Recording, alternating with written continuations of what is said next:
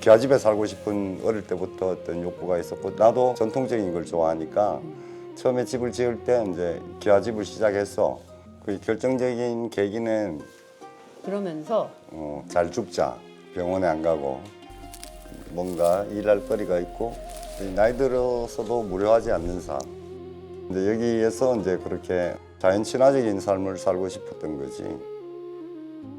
8년 전 고향으로 내려와 직접 한옥을 지으시고 제2의 삶을 꾸려가는 두 분의 생활은 어떤 모습일까요? 저는 며칠간 함께 지내며 그 일상 속으로 들어가 보았습니다.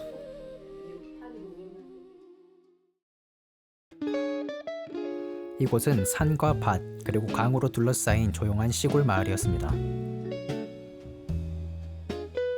그리고 여기 자그마한 집 한 채는 현재 제가 묵고 있는 숙소입니다.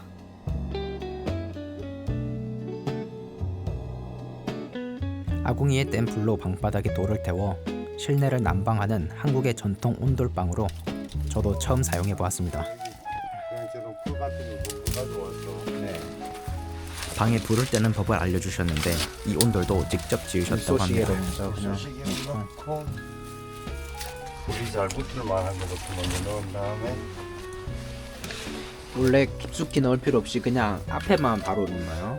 저기 이제 불쏘시개는 아, 불쏘시개는요.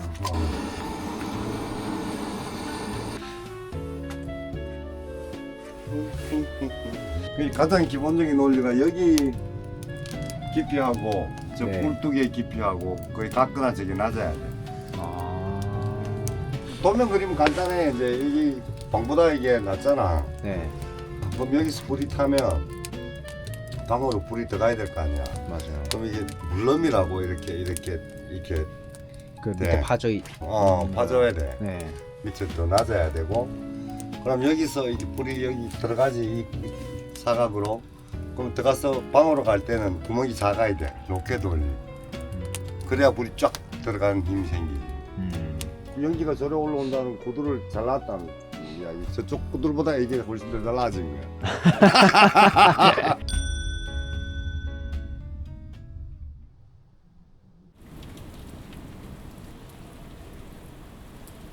이곳의 하루 일과는 아침 식사로 시작했습니다. 논이었어. 좀 짝대기 없이.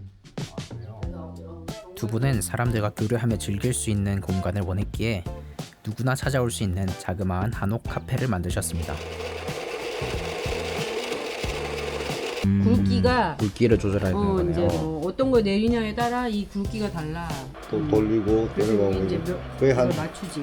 3번 추출하는 사람이 있고 4번 추출하는 사람이 있고 해줄 때 이따가 버리는데 저 이거 제껴 그래야 더 쉬워 물 주기가 그렇지. 그치.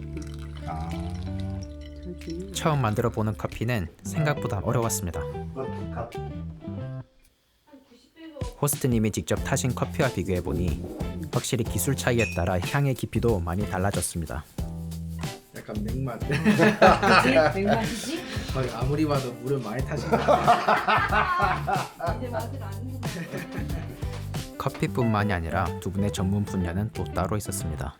아찬 호스트님은 30년 이상 미술을 가르치셨고 그림을 그리시는 예술가이며 애술 호스트님은 한국 전통주를 공부하고 직접 만드시기도 합니다.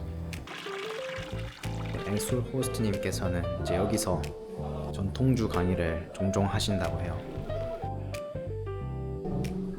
다음부터는 금목주 일반한 밀로만 누르고 기술을 섞어서 알코올 도수를 높여놓은 술을 이야기하고요. 그래서 압력을 가해서 쌀이 먹은 것이 전부를 붙여요. 그건 남자가 참으면 호스트님이 한국 전통주를 어떻게 접하게 되었는지 저도 궁금해서 물어보았습니다. 전통주를 하시는 거는 언제부터 하셨어요? 한 15년 됐지. 15년이요. 원래 술에 관심이 많으셨어서 그냥. 뭐 술을 하신 내가 거야? 만드는 데는 관심이 별로 없었고 뭐 먹는 데는 관심이 많았는데 그 음식님 이 방에 340년 전에 할매가 쓴 이렇게 레시피가 있어. 네, 음식이나 술에 대해서. 네. 그걸 보고 이걸 복원해야 되겠다 싶어서 술 공부를 한 거지. 그렇게 공부를 시작하시고 51가지의 전통주를 복원하셨다고 합니다. 그렇게 경험을 활용하셔서 전통주 체험을 포함해 한옥 민박, 아트 체험 등 다양한 활동을 하고 있었습니다.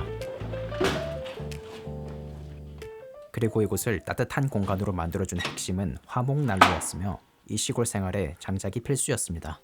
저는 이 장작을 옮기고 쌓는 일을 도와드렸습니다.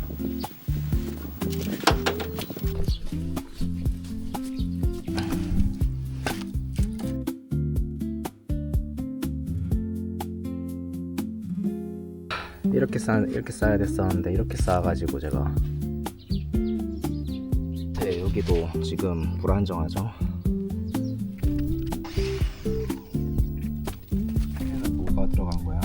여기서 저 나무에서 딴 모가 사과 자연산 맛이랑 일하는 것 같네. 지금 호스트님은 저기서 이제 원래 개를 한 마리, 보르코리를 한 마리 들여오기로 했었어요. 그래가지고 집을 짓다가 마셨었는데 이제 그냥 마무리 하시고 있습니다. 개집을 직접 짓고 있어요. 걔가 욕할 거 아니야. 친한 좋은 집 살고 이러면. 땡겨봐.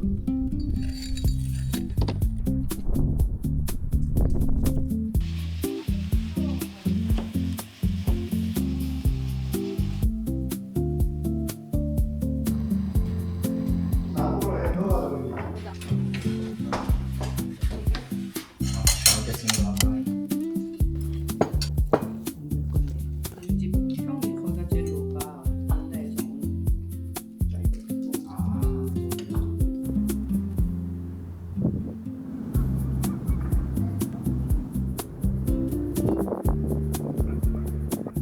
이곳에서 생활하며 한 가지 재미있었던 점은 매일 똑같은 이웃 주민분들이 방문했는데 호스트님이 안 계실 때도 오셔서 셀프로 먹고 가기도 했습니다.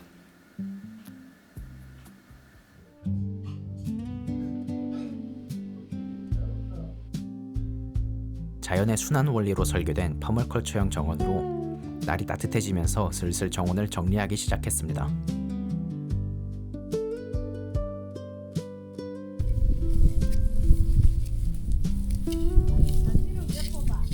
아니 막 꽃을 얘가 다 덮었어. 트레이닝을 얘가 먹어. 어디에 다 심어가지고. 그거하고 꽃게 없는 꽃게가 해라. 단지를 꽃게가 팍 쪄서갖고 소미를 하려면 힘들어. 꽃갱이로 여기 다 갈아엎을까요 저렇게? 그래.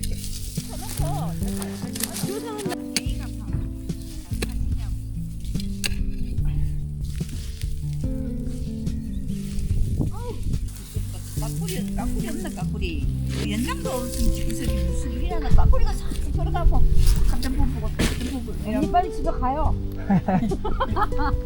까꾸리 없어 까꾸리. 카쿠리 저기 있어. 일을 내줘 가르쳐주는데 집에 가.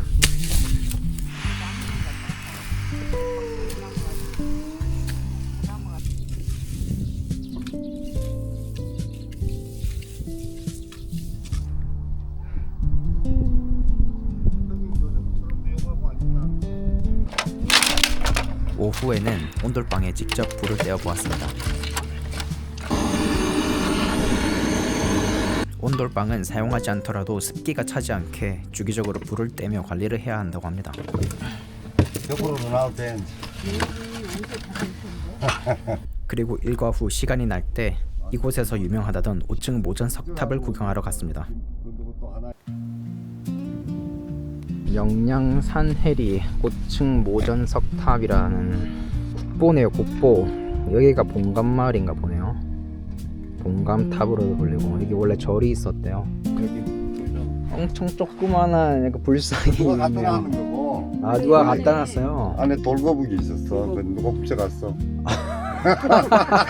이 석탑이 국보라는 점에 비해 특별히 관리가 되고 있는 편은 아니었고 주변도 오래된 집과 밭밖에 없는 게 조금 황량한 느낌이 있었습니다. 오래전 이곳이 큰 절터였다고 합니다. 돌멩이가 많이 큰. 난로로 숯을 달고 저녁에는 야외에서 고기를 구워 먹었습니다. 나무야 나무. 와, 점점 그러면 맛있어.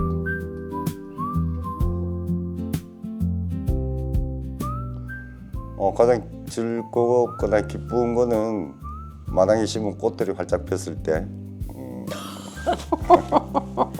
근데 슬플 때는 돈 많이 들었는 나무가 죽었을 때. 아니 그냥 나는 등 따시고 배부르고 아무 이렇게 뭔가 고민스럽지 않은 그런 날이 좋은 것 같아 그냥. 소쌉이야.